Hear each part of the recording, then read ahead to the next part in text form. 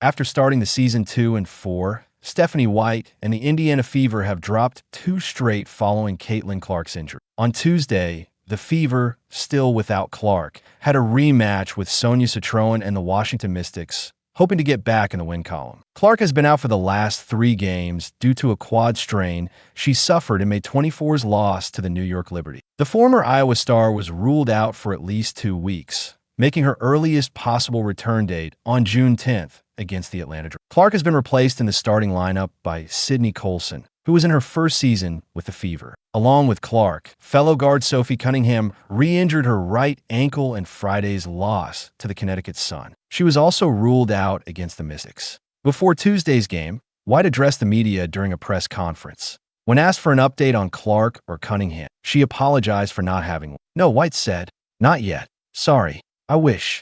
With numerous injuries at the guard position, White and Indiana elected to sign Ari McDonald via emergency hardship exception, which allows any team to sign a player with immediate effect if a team drops below 10 game-eligible players at any time. Outside of her injury, Clark had a solid start to her second WNBA season. Through 4 games, she averaged 19.0 points on 40.3% shooting, 5.7 rebounds, and a league-high 8.5 assists. Cunningham has been a nice addition for Indiana as well, tallying 6.5 points, 3.3 rebounds, and 1.5 assists per game. The former Phoenix Mercury guard was acquired by the Fever in a multi-team trade during the offseason. Following the Mystics game, the Fever will be back in action on Saturday, facing Angel Reese in the Chicago Sky once again. The good news is that one of the Fever's injured guards will be returning to the court on Tuesday. This guard is Sydney Colson, and while her being back is going to be a huge asset for the Fever against Washington, it isn't the guard that fans are clamoring finally return to the court.